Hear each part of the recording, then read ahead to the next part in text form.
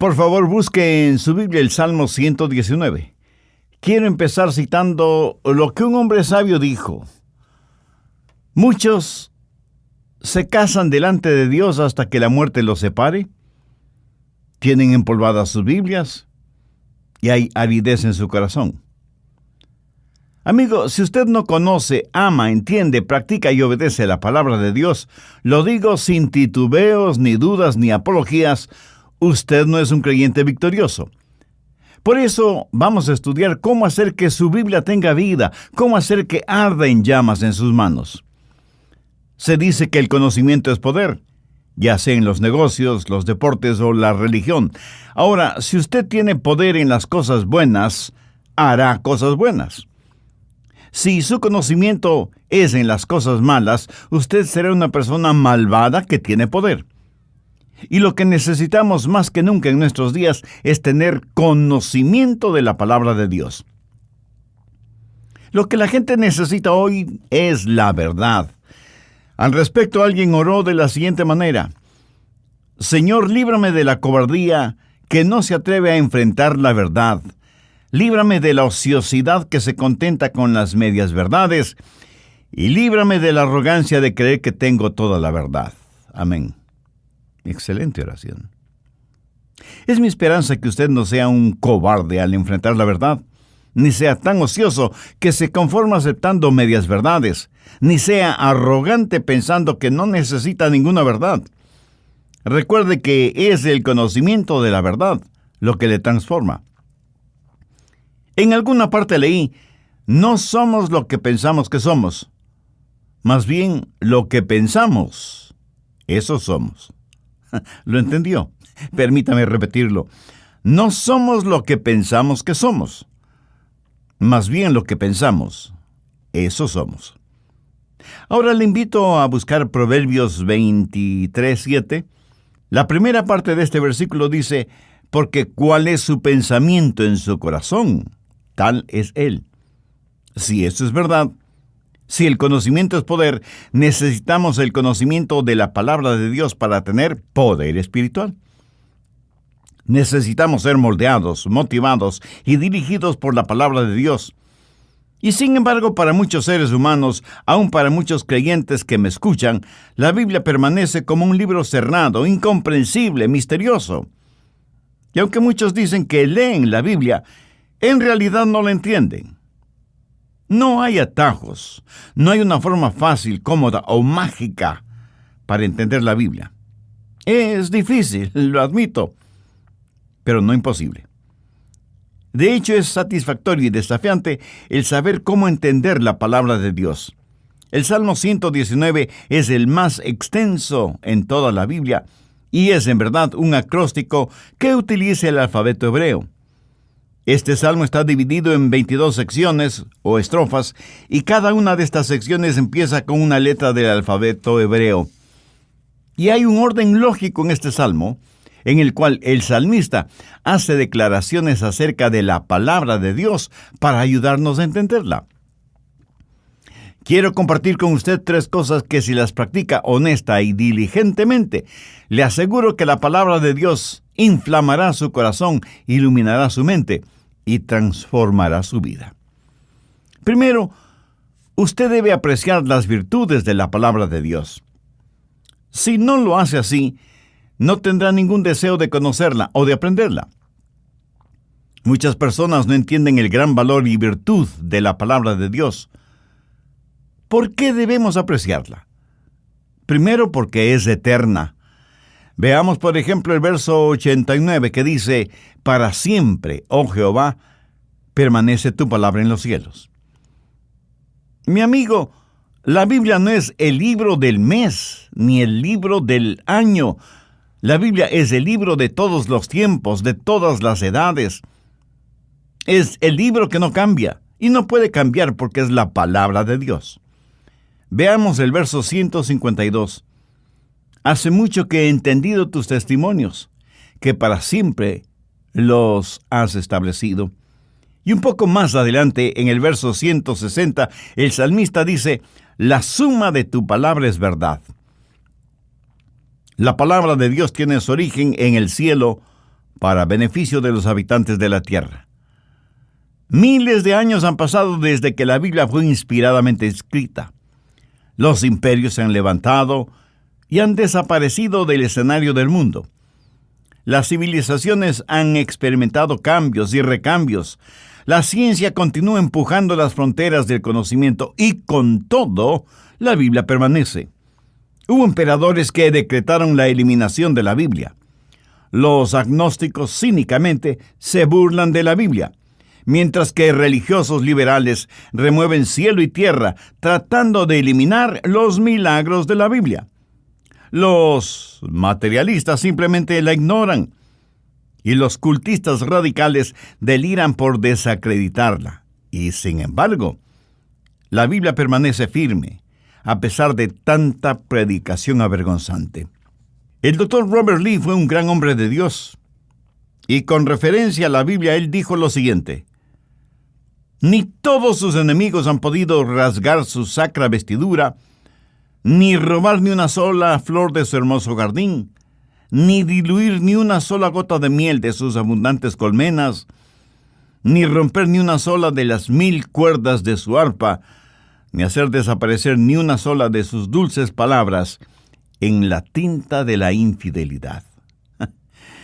Y en el Nuevo Testamento, en 1 de Pedro 1:25, leemos: mas la palabra del Señor permanece para siempre. ¿Lo ve? La Biblia es eterna, actual, moderna, indestructible. Esas son las virtudes de la palabra de Dios que usted debe apreciar. En el verso 142 leemos: tu justicia es justicia eterna, y tu ley, la verdad. Ahora note lo que dice el verso 151. Cercano estás tú, oh Jehová, y todos tus mandamientos son verdad. Y concluye en el verso 160 con la extraordinaria declaración: la suma de tus palabras es verdad. Una vez Pilato le preguntó a Jesús: ¿qué es la verdad? En el Evangelio de Juan, capítulo 17, Jesús, hablando a su Padre, dice: tu palabra. En este mundo actual, que ha perdido el respeto y el aprecio por la verdad, usted puede declarar, sin dudas ni vacilación, que la Biblia es la verdad. En estos días tenemos pseudoteólogos que dicen que la Biblia debe ser reexaminada. En lo que a mí respecta, son ellos los que deben ser reexaminados. Pero en serio, hoy estamos enfrentando toda clase de atropellos contra las verdades bíblicas. El ataque frontal viene de los religiosos liberales que la niegan, y en la retaguardia están los fanáticos que dicen: no me importa lo que la Biblia diga. Lo importante es lo que yo experimento. El apóstol Pablo tuvo que enfrentar a gente así. Veamos 1 de Corintios 14, los versos 37 y 38. Si alguno se cree profeta o espiritual, reconozca que lo que os escribo son mandamientos del Señor. Mas el que ignora, ignore. En Corinto hubo algunos que estuvieron metidos en una especie de hocus pocus carismático y se volvieron fanáticos con el asunto de hablar en lenguas, profetizar, sanidades y visiones. Y Pablo trata de poner las cosas en orden. Y ellos le dijeron: hermano Pablo, queremos que sepas cuán espirituales somos. Tenemos el don de profecía. Y Pablo les contestó: pues si piensan que son profetas y por tanto espirituales, deben reconocer que lo que les estoy diciendo es la palabra de Dios.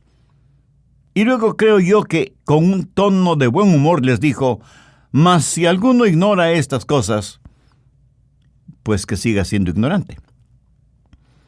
Hay personas en nuestros días que quieren acomodar la Biblia a su experiencia personal. Y hay aquellas que, sin negar la Biblia necesariamente, tratan de reemplazarla, o, según dicen, mejorarla con la psicología, la filosofía y el humanismo modernos. Como que si la Biblia no fuera lo suficientemente buena por sí misma. Si usted está buscando la verdad, la encontrará en las páginas de la Biblia. Anote 2 Timoteo 3:16. Toda escritura es inspirada por Dios. La palabra inspirada literalmente significa aliento, respiración. Por lo tanto, la palabra de Dios contiene el aliento mismo de Dios. ¿Qué es lo que usted está escuchando ahora mismo? Está escuchando lo que yo digo, las palabras que pronuncio. Se podría decir que está escuchando mi aliento, mi respiración, y la Biblia dice que toda escritura es el aliento de Dios. Veamos Mateo 4:4. Jesús le respondió a Satanás: escrito está, no solo de pan vivirá el hombre, sino de toda palabra que sale de la boca de Dios. Y Jesús se estaba refiriendo a las Escrituras. No es que Dios sopló sobre un libro que alguien escribió, sino que Dios mismo es el autor de las Escrituras, pero utilizó seres humanos como amanuenses o escribas, Isaías, Jeremías, los 4 evangelistas, Pedro, Pablo, en fin. Todos ellos fueron la voz de Dios y escribieron lo que Dios les dijo que escribieran. Anote al margen 2 de Pedro 1:21, porque nunca la profecía fue traída por voluntad humana, sino que los santos hombres de Dios hablaron siendo inspirados por el Espíritu Santo. Por lo tanto, la Biblia es la verdad, porque el Dios de la verdad no puede decir mentiras. En el Antiguo Testamento hay más de 3,800 frases como la palabra del Señor, o la palabra de Dios, o así dice el Señor. Si la Biblia no fuera la palabra de Dios, sería el más grande montón de mentiras sobre la faz de la tierra. La Biblia es pues un libro eterno que contiene la verdad, por lo tanto, debe ser un libro atesorado, pero no guardado como si fuera una reliquia. Busque el Salmo 119:72. Mejor me es la ley de tu boca que millares de oro y plata. Me pregunto si eso es verdad para usted. Pero permítame decirle lo que es cierto en mi caso. Si frente a mí pusieran todos los tesoros del mundo en un lado, y en el otro lado pusieran la palabra de Dios y me dijeran: Adrián, puedes tener solo una de las dos cosas, pero no ambas. Tampoco puedes tener un poquito de aquí y otro poquito de acá. ¿Sabe? Yo no tendría que pensarlo ni un solo segundo. Escogería la palabra de Dios. Salmo 119:103 dice: cuán dulces son a mi paladar tus palabras, más que miel a mi boca. Y en el versículo 127 nos dice: por eso he amado tus mandamientos más que el oro, y más que el oro puro. La Biblia es un libro que debe ser atesorado. Los santos y los héroes tuvieron como almohada la palabra de Dios cuando tuvieron que caminar por las congeladas aguas del río de la muerte.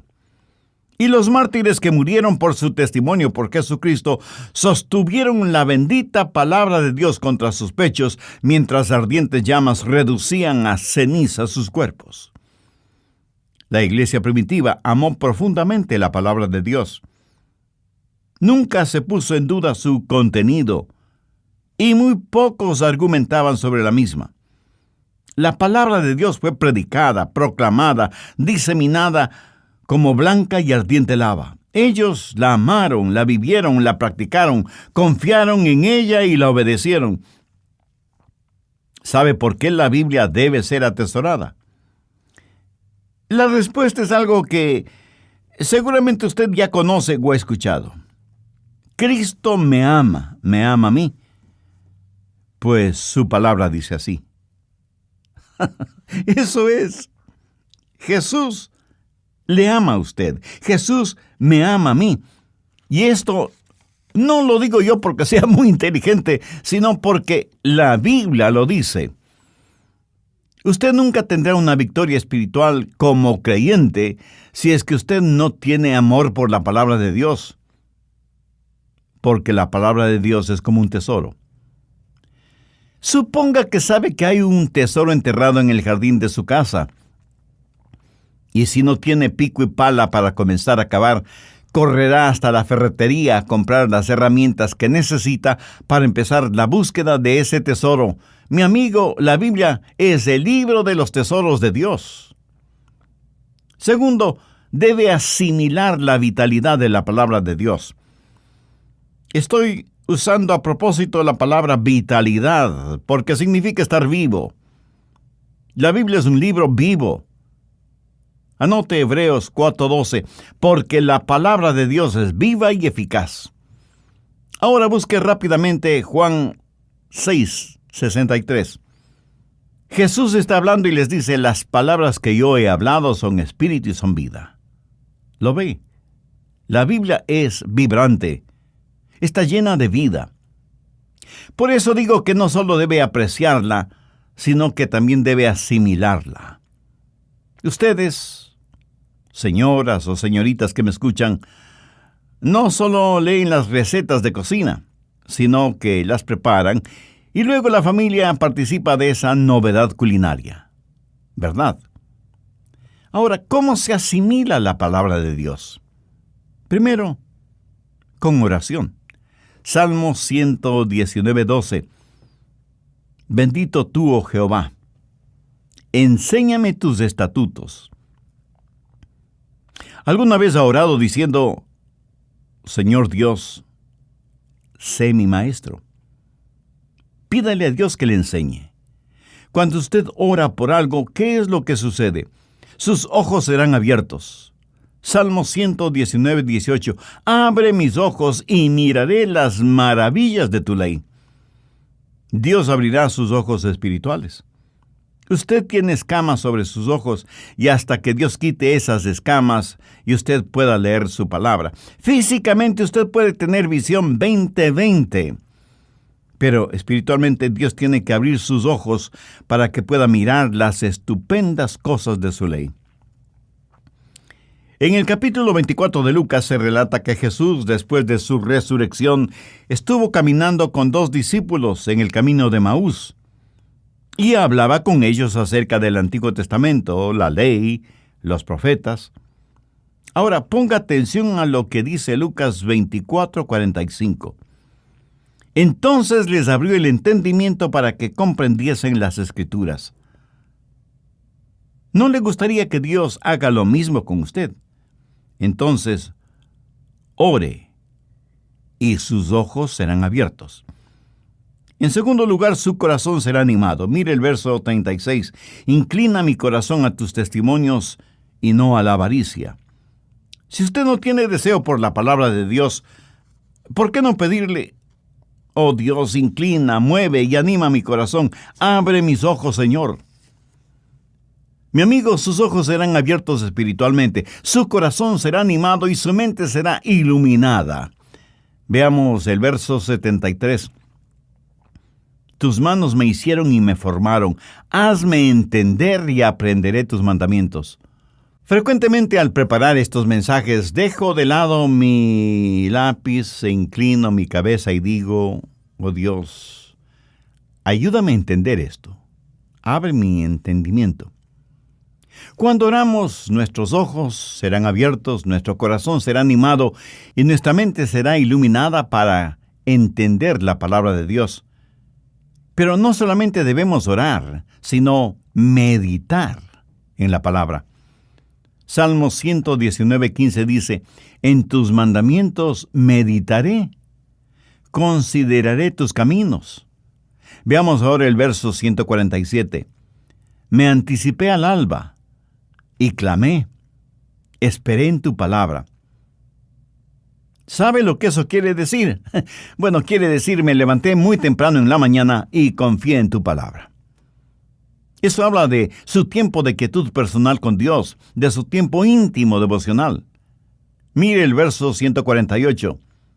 Se anticiparon mis ojos a las vigilias de la noche para meditar en tus mandatos. Mi amigo, esto requiere tiempo. Se tiene que levantar 1 hora más temprano. Pero si tiene que hacerlo, hágalo. Si para meditar en la palabra de Dios tiene que irse a descansar más temprano, pues hágalo. Y cuando esté orando y meditando, tenga a la mano un cuaderno y un lápiz y lea la Biblia y espere que Dios le diga algo y anótelo para que no lo olvide. Y cuando lea la Biblia, use su santificado sentido común. No salte de un lado a otro al leerla. No empiece en la mitad de cualquier libro, o en la mitad de cualquier capítulo, o en la mitad de cualquier versículo. La Biblia tiene varias formas literarias: poesía, profecía, preceptos, promesas, proverbios. Ahora, si usted trata de convertir un proverbio en una promesa, perderá su religión, porque los proverbios no son promesas. ¿Qué es un proverbio?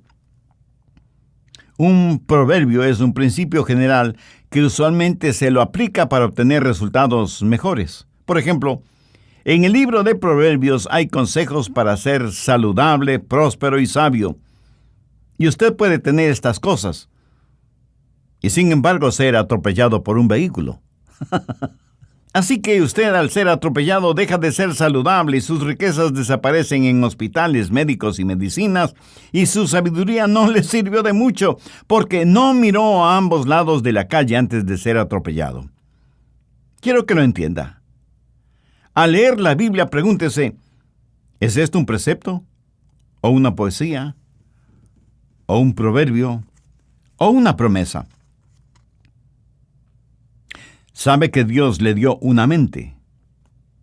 La Biblia dice que tenemos la mente de Cristo. Así que use su mente.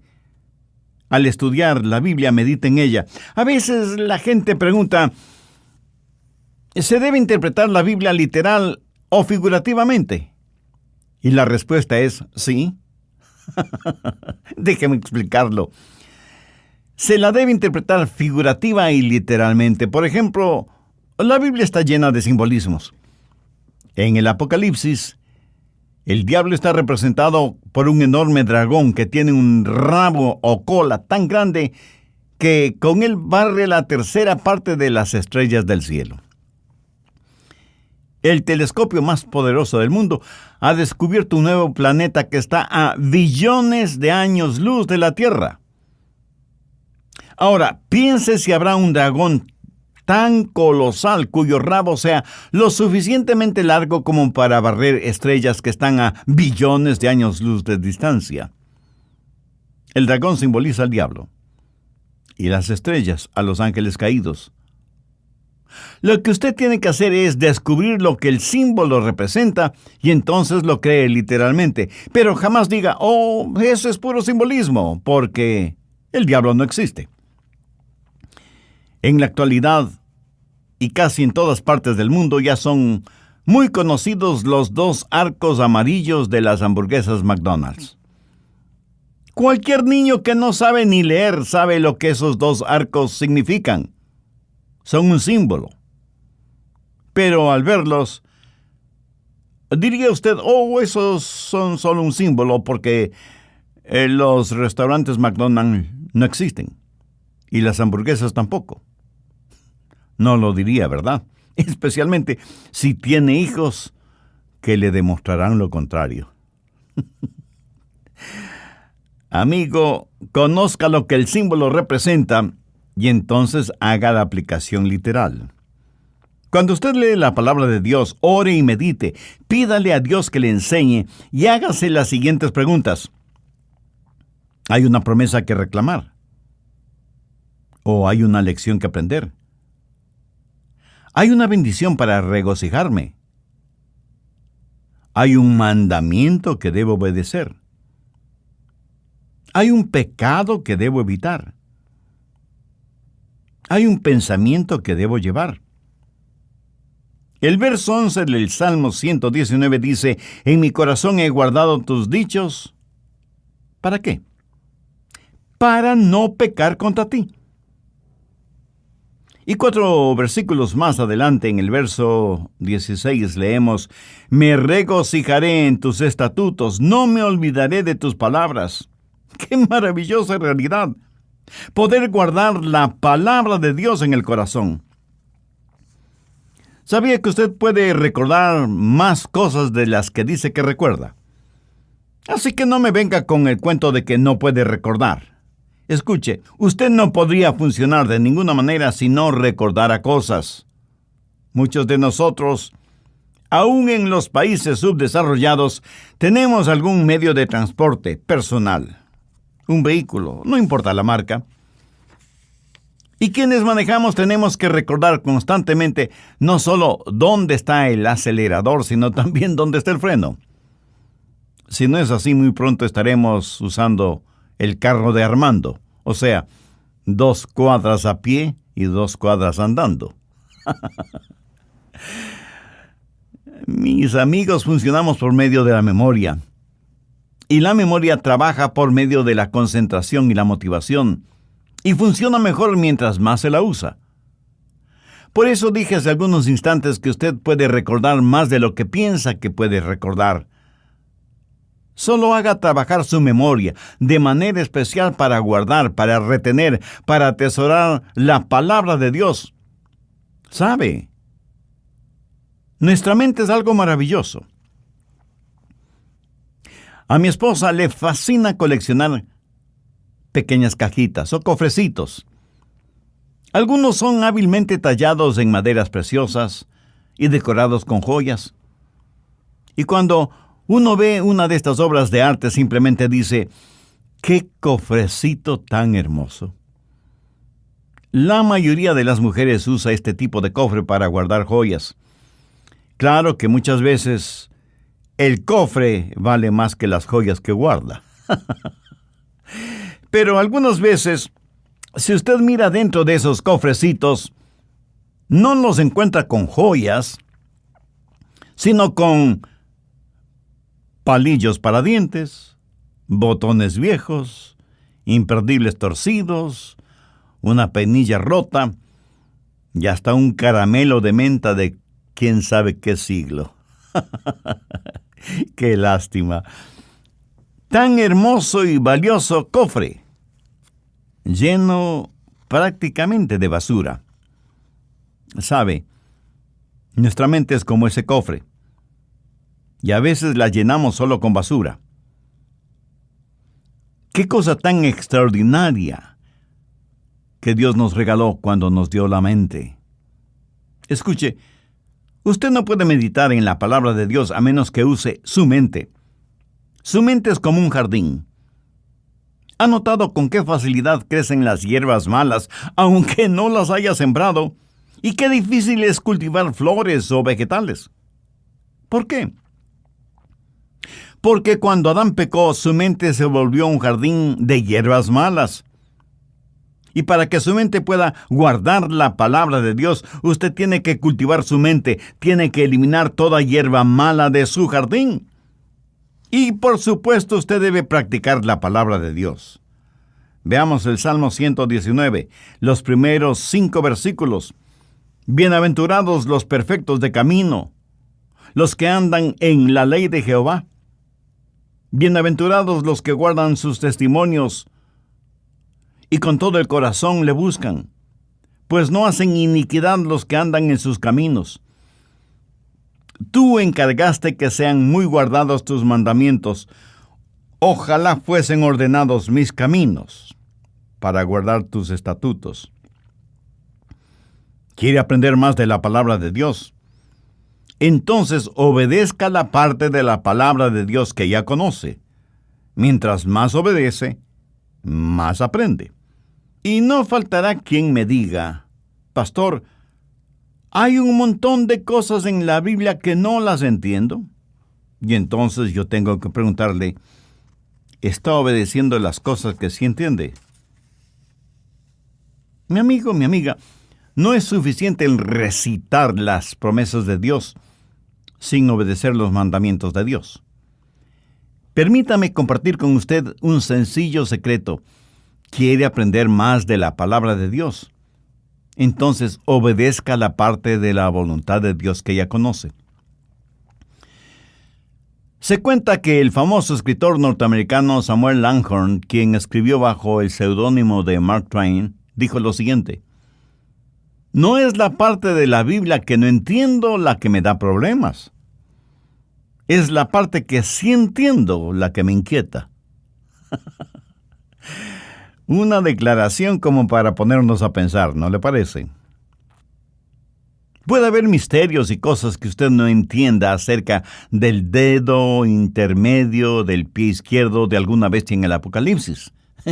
Pero permítame decirle que sí puede entender cuando la Biblia dice que debemos amarnos los unos a los otros.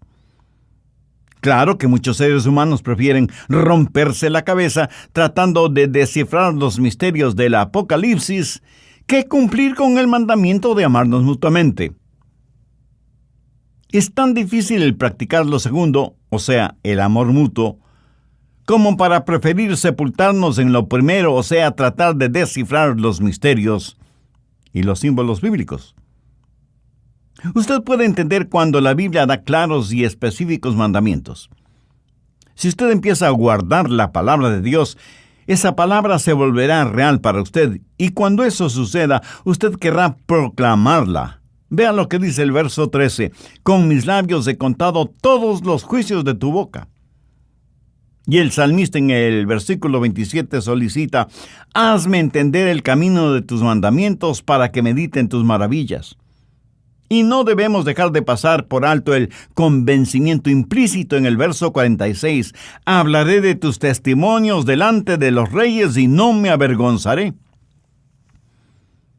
Ahora, este conocimiento que usted tiene debe ser transformador. It hurt good, more than I can say,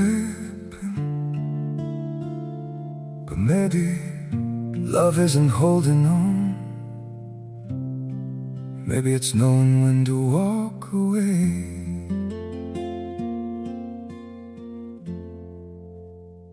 We try to hold what we're slipping through, like sand running from our hands. Every promise started losing shape. We couldn't be what we once planned. Your eyes would look right through mine, like you were already gone. We stayed too long in a fading light, trying to prove we still. It hurt good, more than I can say, but maybe love isn't holding on. Maybe it's knowing when to walk away.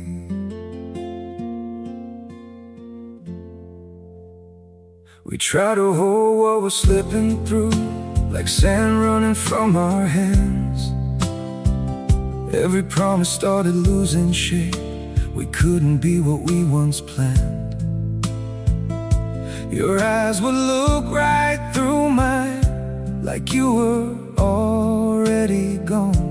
We stayed too long in a fading light, trying to prove we still. It hurt good, more than I can say, but maybe love isn't holding on. Maybe it's knowing when to walk away.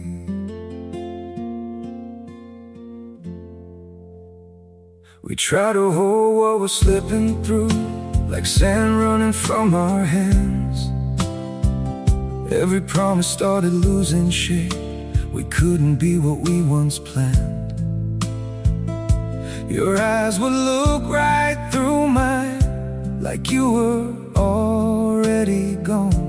We stayed too long in a fading light, trying to prove we still. It hurt good, more than I can say, but maybe love isn't holding on. Permítame darle el bosquejo de todo esto, aunque tengo la esperanza de que haya estado tomando notas durante este estudio bíblico. Si lo hizo, usted ya tiene un bosquejo excelente de este mensaje. Primero, la palabra de Dios es una fuente de victoria. Verso 45. Y andaré en libertad, porque busqué tus mandamientos. Así como Jesús en el desierto venció a Satanás con la palabra de Dios, usted también vencerá. Segundo, La palabra de Dios es una fuente de crecimiento. Verso 32. Por el camino de tus mandamientos correré cuando ensanches mi corazón. La gente dice, oh, pastor, estoy tan débil físicamente. Difícilmente puedo salir de la cama.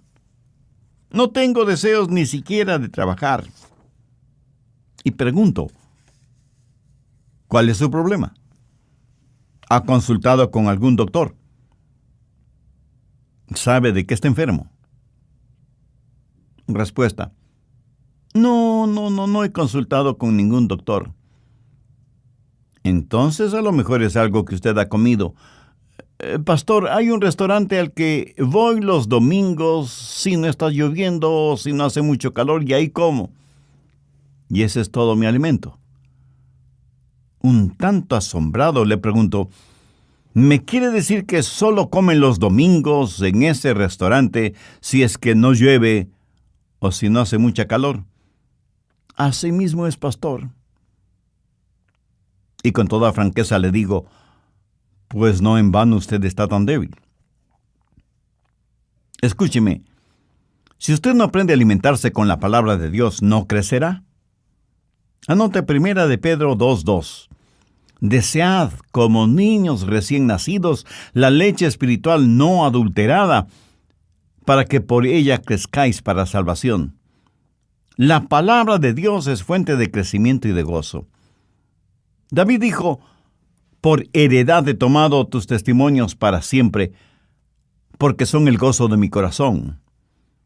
La palabra de Dios es una luz guiadora e iluminadora. Lámpara es a mis pies tu palabra y lumbrera mi camino. ¿Quiere tener gozo, poder y victoria? ¿Quiere tener la capacidad para vencer al enemigo? Tenga la palabra de Dios en su corazón y podrá apropiarse de estas cosas. Para aquellos que no son creyentes, o para aquellas personas que nunca han buscado la salvación, permítame darles la Biblia en forma de cápsula. La Biblia enfrenta un solo problema, el pecado. La Biblia tiene un solo villano, Satanás. La Biblia tiene un solo héroe, Jesucristo. La Biblia tiene un solo propósito, la gloria de Dios. La Biblia es como una espada de dos filos. Si no le hiere para salvarle, le herirá para condenarle. Anote 2 de Corintios 2, los versos 15 y 16. Porque para Dios somos grato olor de Cristo en los que se salvan y en los que se pierden. A estos ciertamente olor de muerte para muerte, y a aquellos olor de vida para vida. Dios quiere que comparta con usted el siguiente versículo de su palabra, porque de tal manera amó Dios al mundo que ha dado a su Hijo unigénito, para que todo aquel que en Él cree no se pierda, mas tenga vida eterna. Las palabras todo aquel le incluyen a usted. Y la frase que en Él cree quiere decir que pone su fe, su confianza en Jesús. Y cuando dice no se pierda, significa que cuando usted muera no se irá al infierno. Amiga, amigo, ¿conoce usted a Jesús? Conoce, estudia y medita en la palabra de Dios. ¿Con qué cosas ha llenado el precioso cofre de su mente? Si usted aún no tiene una relación personal con Jesús, pero quiere tenerla, este es el momento de hacerlo. Le voy a guiar en una sencilla oración. Usted puede repetir mis palabras o utilizar sus propias palabras y decirlas en voz alta o en voz baja, o decirlas silenciosamente. Lo importante es que las diga con fe, con sinceridad, con convicción. Querido Dios, reconozco que la lectura de tu palabra no ha sido muy fuerte hasta ahora, y menos aún la meditación en ella. Reconozco también que siguiendo la tradición he estado viviendo en un plano de religiosidad que nunca tocó espiritualmente mi vida. Hasta ahora no he querido tener una relación personal contigo. Pero este momento me acerco a ti en busca de tu perdón y misericordia. Quiero tener la guía y la iluminación de tu palabra en mi vida. Señor Jesús, sabía de tu amor hacia mí. de tu sacrificio en el Calvario para pagar las culpas de mi pecado. Sabía de tu muerte y resurrección, pero nunca hasta ahora había pensado en ti como mi Salvador y mi Señor. Hoy lo hago y te invito a que vengas a morar en mi corazón y tomes el control total de mi vida. Perdóname, límpiame, sáname, sálvame. Tú moriste por mí y yo quiero vivir para ti para siempre. Ayúdame a ser un testigo fiel de tu gracia y misericordia, y que nunca me avergüence de ti a pesar de las circunstancias o de las consecuencias. Lo pido en tu santo nombre. Amén. Si usted hizo esa declaración espiritual y la hizo en forma seria y con convicción, la Biblia dice que hay regocijo en el cielo por cada pecador que se arrepiente. Nosotros queremos ser parte de su gozo espiritual y por eso lo invito para que nos escriba contándonos acerca de su decisión por Cristo. Su carta nos será de bendición y estímulo y además nos dará la oportunidad y privilegio de orar por usted y su nueva vida como creyente en el Señor Jesucristo.